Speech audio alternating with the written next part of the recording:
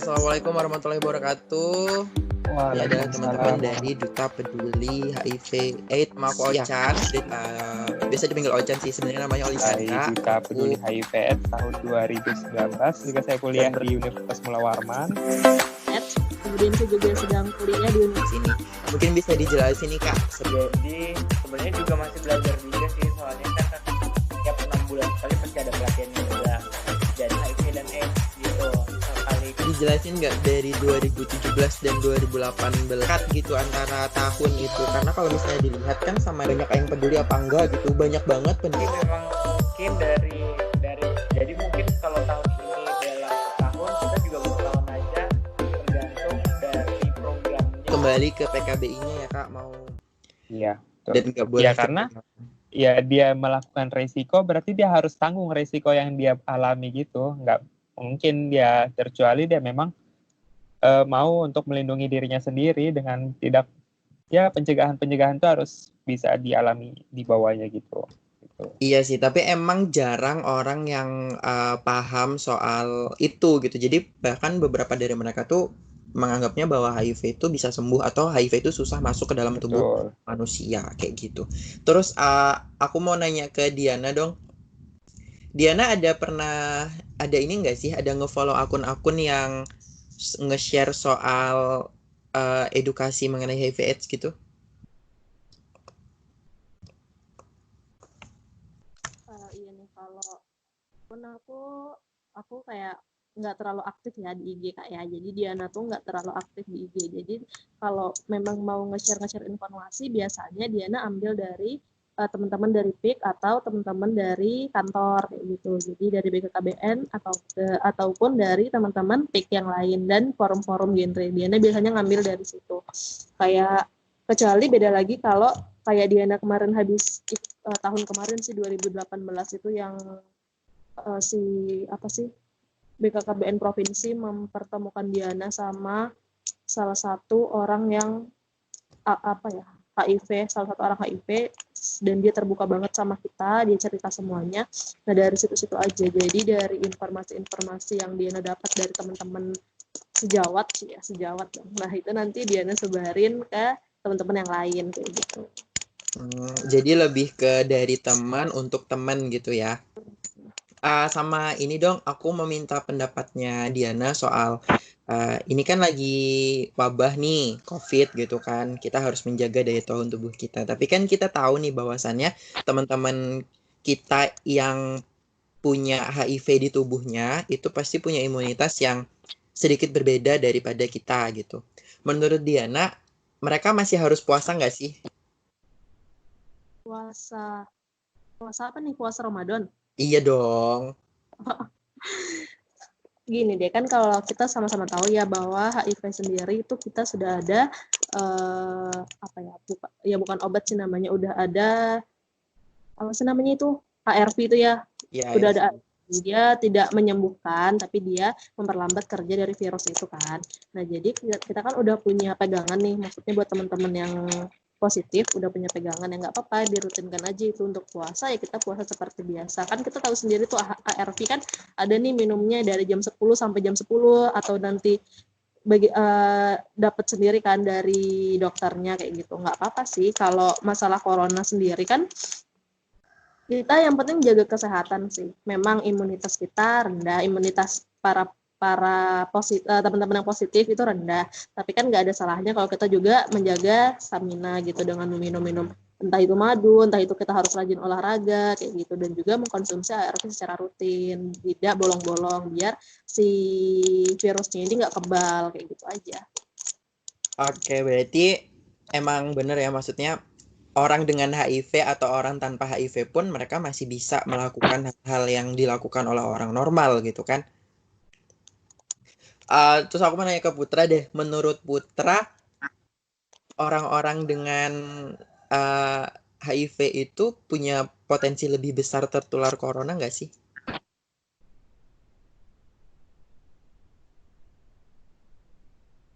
Gak ada suaranya ya?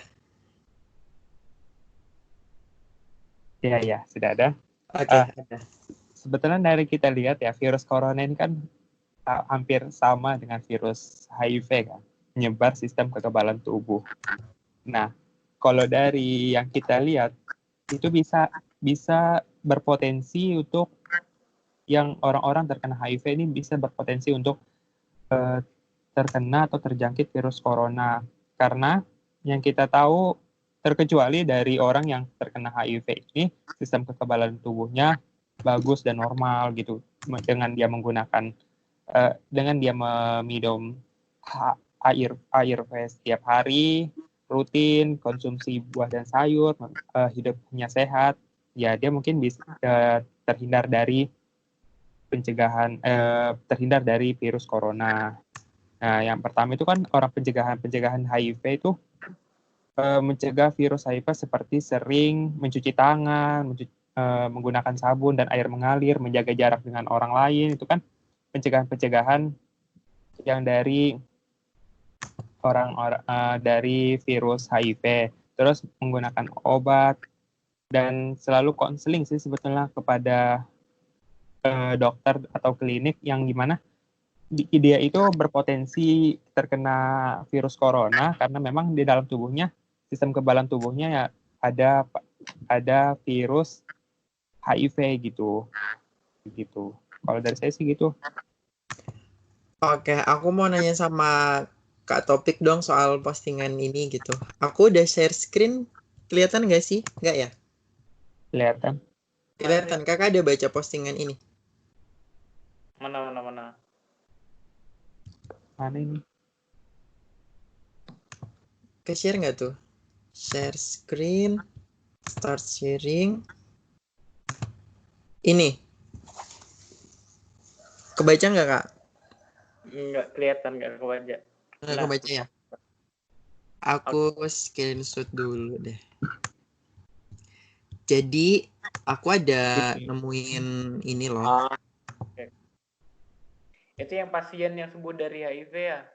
Iya, gitu. Aku mau nanya ini dong pendapat kakak gitu. Kan dari yang aku baca di situ, ternyata dia itu melakukan treatment yang namanya transplantasi sumsum tulang belakang kan. Dan itu pun dilakukan tidak dengan niatan untuk menyembuhkan HIV itu tadi.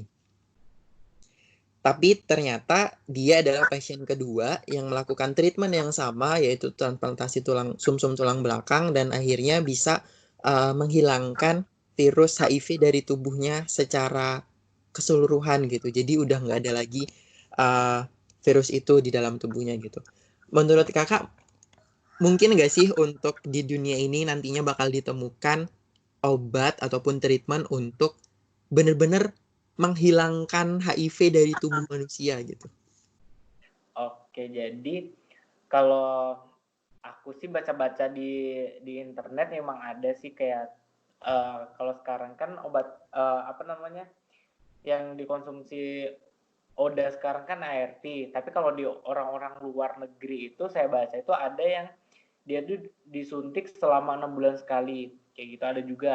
Terus ada juga yang dia minum obatnya itu cuma berapa hari sekali. Ada juga dia yang disuntik setahun sekali kayak gitu untuk menghambat pertumbuhan virusnya itu. Jadi kemungkinan juga sih, kan sampai sekarang emang belum ada di Indonesia tuh belum ada yang sembuh, atau mungkin aku juga kurang tahu juga ya, tapi setahu saya tuh belum ada yang seperti itu gitu. Mungkin itu di luar mungkin sudah ada yang bisa sembuh kayak gitu.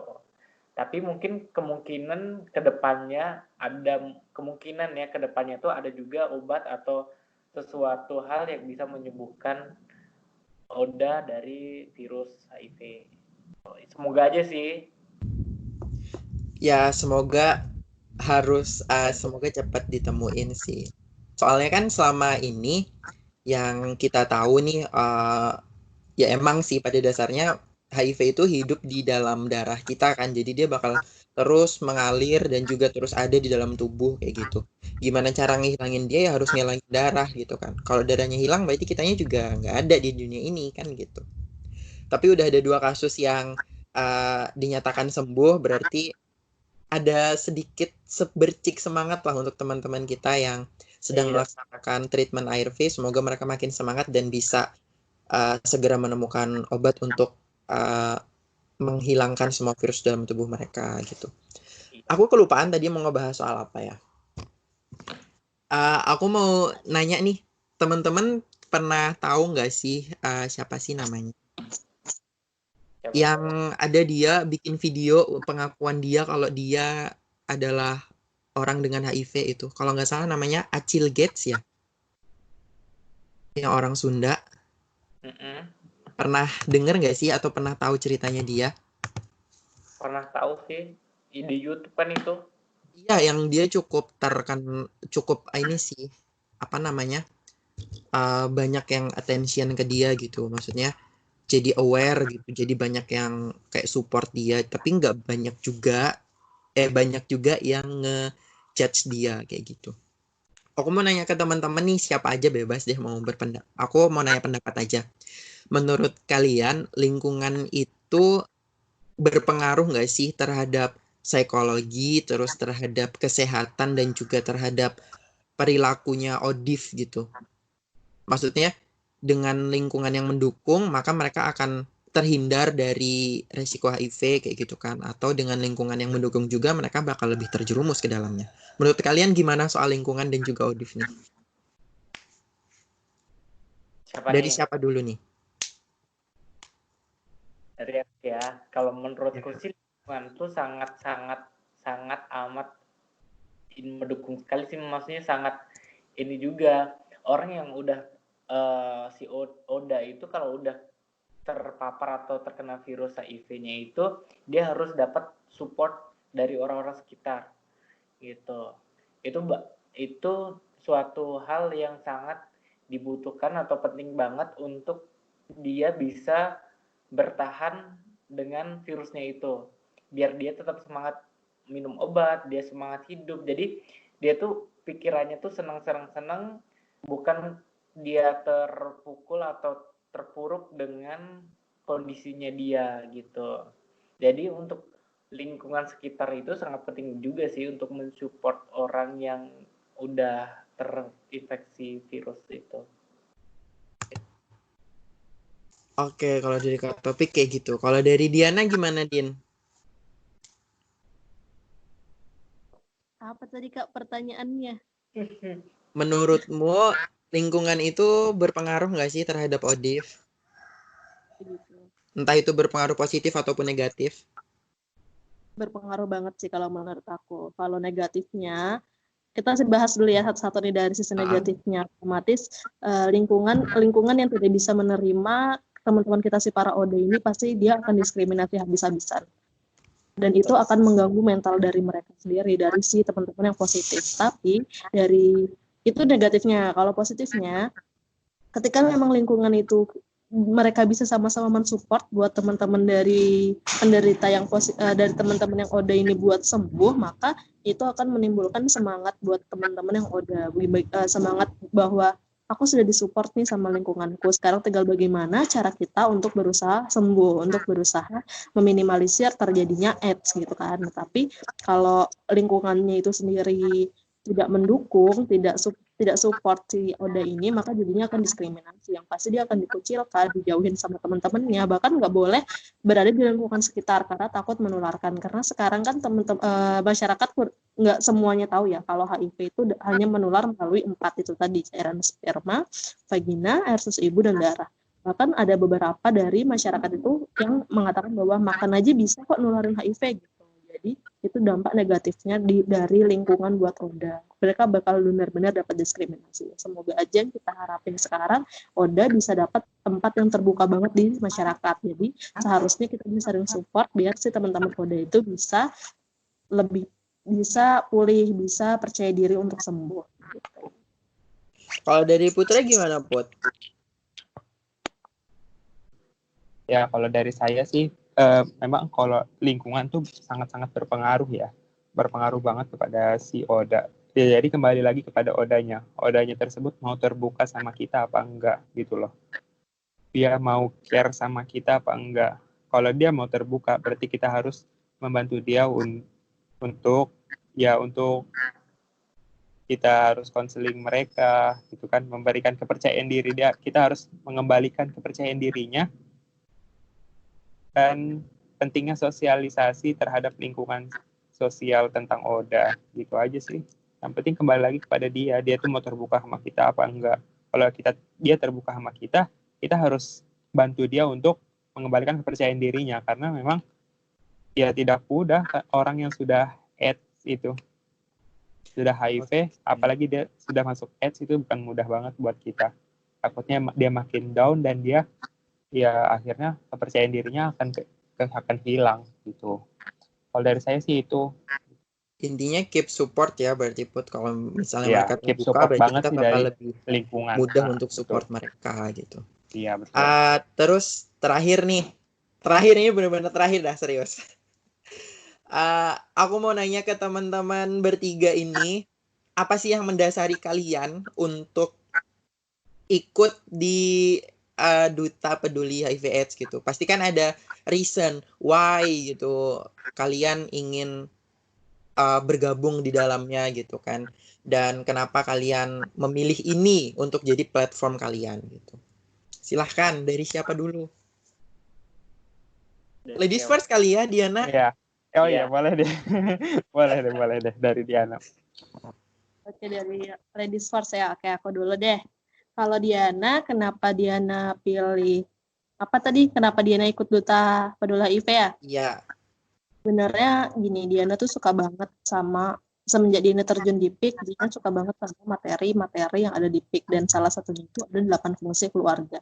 Nah, di 8 fungsi keluarga itu karena keluarga tidak semua keluarga menerapkan 8 fungsi, maka dia anak-anaknya bisa terjerumus. Nah, dari situ Diana tuh kayak, wah, Diana suka banget juga sama materi narkoba, suka sama materi-materi itu. Nah, jadi Diana ikut nih. Jadi HIV ini sebenarnya materi yang paling Diana nggak pengen sampein kalau Diana penyuluhan. Paling nggak pengen disampaikan karena Diana ribet. Panjang, bahasannya tuh panjang, nggak ada habisnya. Jadi Diana tuh jengkel banget bahas HIV/AIDS, tapi karena Diana jengkel, Diana mau belajar. Nah, jadi makanya ikut tadi Duta Peduli HIV/AIDS. Nah, alhamdulillahnya setelah gabung di sini, dikasih kepercayaan pegang amanah juga, jadi lebih percaya diri bahwa kenapa sih aku harus takut membawakan materi ini? Aku sudah diajarin loh, kita sudah di training sama teman-teman PKBI, udah tahu gimana. Jadi kenapa harus takut? Nah, jadi itu jadi percaya diri lagi. Sebenarnya cuma gara-gara malas nyampein materi HIV itu aja. Jadinya pengen ikut. Sekarang ketagihan deh, gitulah. Jadi awalnya nggak suka karena nggak berujung materinya ya. Tapi karena itu akhirnya memutuskan untuk tahu dan akhirnya lebih jatuh cinta sekarang sama materi ini, gitu ya.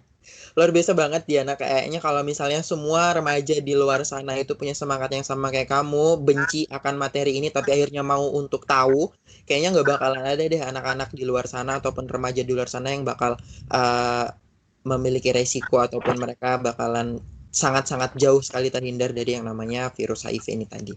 Kalau dari Putra gimana, Put? Apa yang mendasari kamu? Mendasari satu, peduli sih kayaknya. Karena ya kita lihat dari range itu kan umur yang dari kecil aja sudah bisa terjangkit sampai dewasa. Ya kita harus bisa edukasi dari mereka gitu. Yang penting kita harus peduli, kita harus mau peduli dengan mereka, dan satu lagi stigma masyarakat. Yang stigma masyarakat ini yang harus kita pecahkan, karena stigma masyarakat yang menganggap berjabat tangan aja bisa tertular gitu loh. Sebetulnya ini HIV enggak. Bukan corona ya, Wak. Kalau iya. Corona jabat tangan tertular. Kalau corona jabat tangan ya kita harus jaga-jaga ini, jaga jarak. Tapi kalau HIV dari bakalan ketularan HIV kan? Nggak bakal, karena HIV sendiri kan ya dari cairan darah, cairan sperma, cairan vagina, dan air susu ibu. Ya itu banyak kan stigma-stigma masyarakat yang bahwa ada juga nih stigma masyarakat yang bahwa nggak boleh nih kita pakai toilet umum gitu kan. Nah, saking parnonya. Saking parnonya itu.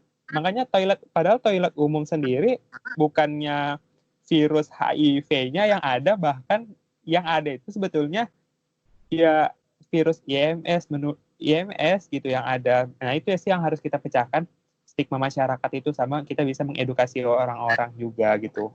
Itu yang makanya saya bisa terjun di dunia ini dan akhirnya ya saya dipercayai sebagai duta peduli HIV gitu. Oke, Betul jadi itu aja. intinya adalah kepedulian itu Iya, tadi ya, kepedulian yang dan stigma mendasari. masyarakat aja gitu yang harus kita Oke. pecahkan. Kalau Kak Topik masih ingat nggak Kak? Kan Oh, udah hampir 3 tahun nih ya. Kayaknya masih ingat deh dia. Oh masih ingat ya? kalau Silakan dulu Kak. emang kan sering suka ikut kompetisi-kompetisi ajang-ajang kayak gini gitu kan. Jadi dulu tuh ikut Duta Peduli HIV/AIDS itu dengan nol banget, dari nol banget, nggak tahu HIV itu apa, bener-bener nggak tahu sama sekali. Jadi ada ada iklannya itu, terus dari agensinya itu ngasih tahu ini loh ada ini, kamu ikut nggak? Kalau kamu ikut pelajarin ini. Oke, jadi eh udah tuh tadinya nggak mau ikut, udah apa sih ini, kayak nggak ada rasa pedulinya tuh, nggak ada banget, nggak kayak sekarang gitu. Jadi dulu tuh kayak ya udah deh, aku kayak gini ikut aja kayak gitu, nggak usah lah pakai materi-materi kayak gitu kan. Pokoknya tuh males banget kalau udah ada materi-materi kayak gitu. Jadi akhirnya masuk itu pelajarin itunya, tapi belum sampai masuk ke panjang banget seperti sekarang. Dulu tuh cuma tahu HIV itu apa, AIDS itu apa, cara pencegahannya itu apa, itu aja yang ku tahu dulu banget. Jadi sebelum masuk HIV apa Duta Peduli HIV kan ada training gitu ya. Kayak kemarin dulu, kemarin kalian kan ada trainingnya juga kan? Iya. Gitu. Dulu tuh ada trainingnya juga, dikasih materinya juga, semuanya disuruh buat video juga. Pokoknya panjang banget deh yang dulu pas angkatanku tuh. Panjang banget. Jadi dari situ dikenalin lah ke ini, ke puskesmas. Kan di PKBI kan ada teman, bukan teman sih, kayak ada kenalan juga kan. Jadi dikenalin lah ke puskesmas, diajakin kayak gini, diajakin tes VCT, diajakin ketemu orang, mau VCT. Jadi kenal sama orang-orang itu, jadi oh ini kah kayak gini HIV apa dunia tentang HIV itu kayak gini. Jadi lebih kayak tertarik gitu, tertantang kayak gitu kan. Jadi akhirnya pelajari terus, buka di Google, terus minta bukunya itu di puskesmas, terus kayak apa ya, kayak tanya-tanya ke dokternya. Udah dari situ akhirnya udah pas grand final udah ini sih, udah kan yang pinter-pinter banyak tuh, yang dari anak TIK, anak Unmul. Dulu kan belum masuk kuliah tuh, masih kerja tuh, jadi kayak belum apa ya, kayak belum peduli banget. Jadi ya udah, yang penting aku nih kerjaanku beres, aku ikut ini, menang kalah nggak apa-apa, yang penting buat pengalaman kayak gitu kan. Tapi setidaknya udah berusaha juga sih. Jadi yang apa, yang dijagoin tuh emang yang dari PIK kan banyak banget tuh, dari Unmul kan banyak banget tuh, dari PIK, dari forum anak juga gitu. Jadi apalah aku ini yang bukan dari mana-mana kan, dari rakyat biasa aja gitu. Tapi mungkin dari kesungguhanku pelajarin materi itu, sampai pergi ke puskesmas, sampai tanya-tanya sini sana sini, udah akhirnya terpilihlah jadi Duta Peduli HIV/AIDS 2017. Nah dari situ mulailah seperti sosialisasi di pertama kali sosialisasi itu di sekolah SMA MAN yang di Suryanata itu, terus langsung ke kantor gubernur. Dulu tuh padat banget jadwalnya tuh, udah ada jadwalnya dari itu kantor gubernur, terus langsung ke lokasi, ke tempat hiburan, sampai ke Tenggarong, sampai ke mana ya, pokoknya padat banget ya. Dari situ kan dulu belum bawain materi nih, dulu cuma ikut-ikutan aja, ikutan nonton, kan ada seniornya yang kasih materi. Jadi sambil di situ sambil belajar, dan sampai sekarang sih masih belajar juga. tapi sekarang sudah bisa bawain materi kayak gitu. Sekarang kalau misal kayak kemarin nih ada pemilihan duta wisata Kota Samarinda gitu kan, mau minta dari PKBI, jadi akunya yang maju, terus dari kayak tempat-tempat hiburan akunya yang maju, jadi dari situ tuh banyak pengalamannya juga sih. Dulu kan yang pendiam banget, jadi sekarang udah berani ngomong depan orang kayak gitu. Jadi sekarang sudah lebih show up ya Kak ya. Iya betul.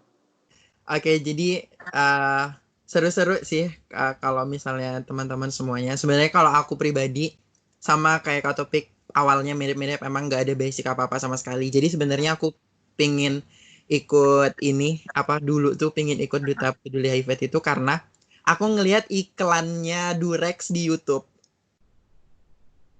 Kenapa memangnya? Jadi itu dia pakai hashtag sex education kan. Terus tuh aku penasaran banget, sumpah ini sex education ini buat apa sih kayak gitu. Aku bener-bener nggak paham. Jadi kayak ini ngapain juga Durex tuh apaan? Ternyata pas aku buka ternyata dia perusahaan kondom. Kayak aduh kok kayak gini, kayak ngapain aku ngeliatin kayak gini, kayak nggak bener kayak gitu mikirnya tuh. Kayak awalnya kayak gitu, akhirnya ngefollow akun Saya Berani kayak gitu. Akhirnya di situ mulai tahu lah ternyata HIV, AIDS dan lain kayak gitu. Makanya aku kayak jadi kayak tertarik gitu. Kayak awalnya tuh mikirnya kayak aduh ngapain sih aku ngefollow akun kondom kayak gitu kan, kayak nggak bener nih anak nih kayak gitu, kayak aneh-aneh gitu. Tapi ternyata pada saat aku mikirnya gini sih, kalau misalnya aku gabung sama teman-teman yang di situ berarti aku bakalan sama-sama belajar mengenai HIV kayak gitu kan. Jadi di tempat itu aku bebas nih mau nanyain soal HIV, soal kondom, sex education dan lain-lain kayak gitu. Jadi ya ini wadah yang tepat untuk aku ngobrolin ini di sini gitu. Karena kalau misalnya aku ngobrolin soal HIV di tempat lain itu bakalan jadi aneh gitu menurutku. Makanya pada saat aku ngobrol sama Diana, nanya sama Putra kayak gitu, pada saat kita di room ini pun aku merasa kayak bebas gitu untuk menanyakan hal-hal yang tabu untuk diomongin di luar sana gitu. Sebenarnya platform ini menurut aku benar-benar bisa ngebebasin pikiran kita yang penasaran untuk tahu gitu sih. Maybe next time aku mau ngajakin teman-teman OSIS di Samarinda ataupun yang bisa mau untuk gabung ke kita. Terus habis itu kalau misalnya nanti kita bikin video telekonferensi kayak gini, terus kakak-kakak sekalian yang ada di sini jadi pematerinya, keberatan nggak?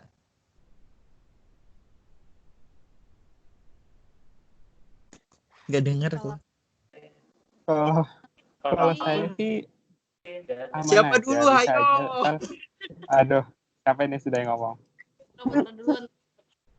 Ya kalau saya sih, kalau saya duluan ya, kalau saya tidak apa-apa sih, bisa aja. Yang penting waktunya juga kita bisa lihat, range waktunya nggak tabrakan sih. Itu aja sih, nggak apa-apa. Yang penting komunikasi aja dulu. Kapan terlaksananya. Diana siap, Diana? Kalau Diana tuh siap kapan aja Kak. Soalnya Diana gabut juga kan, gabut dong. Terus Di rumah nggak tahu mau ngapain. Hashtag gitu ya, di rumah aja. Di rumah aja bingung gak kerjaan. Kalau menurut Kak Topik, gimana Kak? Apakah kita harus untuk video conference bareng sama teman-teman OSIS untuk ngeedukasi mereka secara daring gini? Iya sih, kalau aku sih dukung banget sih. Ini kan kalau mereka kita tuh biasanya tuh ngobrol atau ngasih edukasi ke orang-orang yang belum tahu gitu, lebih seru gitu. Jadi banyak pertanyaan-pertanyaan yang mereka tanyakan, apalagi mereka yang belum tahu gitu, daripada yang udah tahu tuh pasti mereka mau tanya apa, aku udah tahu kayak gitu. Jadi setuju banget sih. Berarti siap ya Kak nanti kalau misalnya dihubungin lagi buat kita bikin video teleconference bareng sama teman-teman OSIS? Siap dong. Oke, mungkin nanti aku bakal nge-private message ke Kak Taufik, ke Putra, sama ke Diana untuk kita obrolin lagi mengenai hal ini gitu. Harapan aku ke depannya seenggaknya gimana ya? Maksudnya dengan kondisi apapun kita masih tetap bisa untuk bergerak dengan media apapun gitu. Ya mungkin sambil berjalannya program kerja deh kayaknya nih. Silakan kalau misalnya Putra Siap, merasa siap, ini bisa siap. jadi program kerjanya, ya it's okay gitu kan. Karena Iya, maybe ini juga nggak punya modal banyak gitu, nggak ada modalnya malahan gitu kan.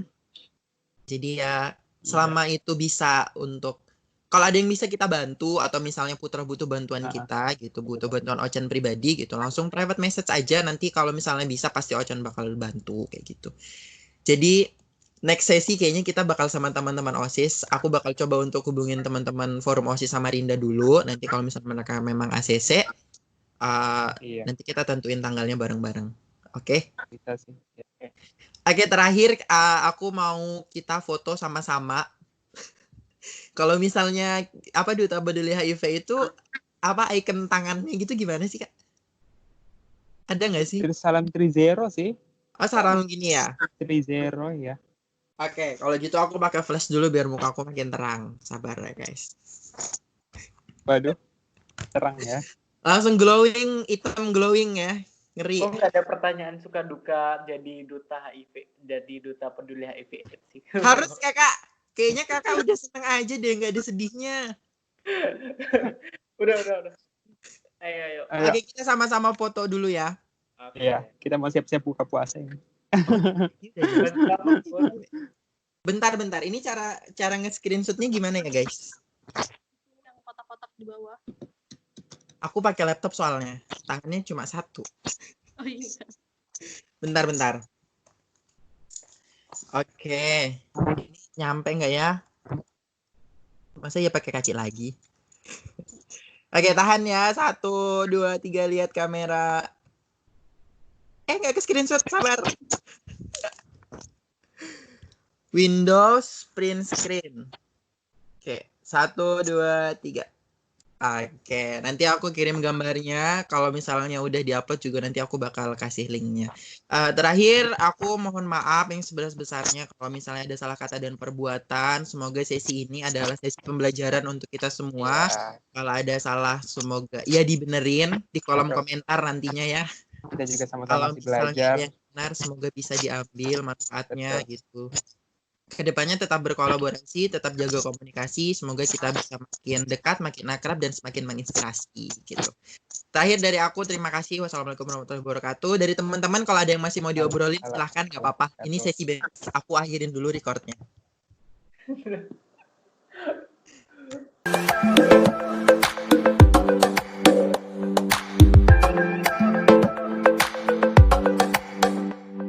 Sebenarnya platform ini menurut aku benar-benar apa ya? Lebih seru gitu. Jadi banyak pertanyaan daripada yang udah tahu.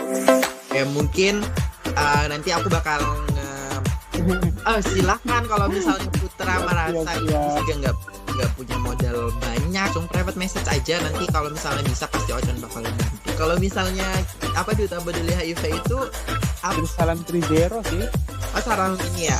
30. Glowing, hitam glowing ya.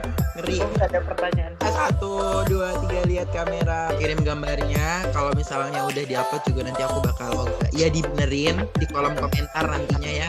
Berkolaborasi, tetap jaga komunikasi. So dari teman-teman kalau ada yang masih mau diobrolin silahkan, nggak apa-apa. Ini sesi bebas. Aku akhirin dulu recordnya.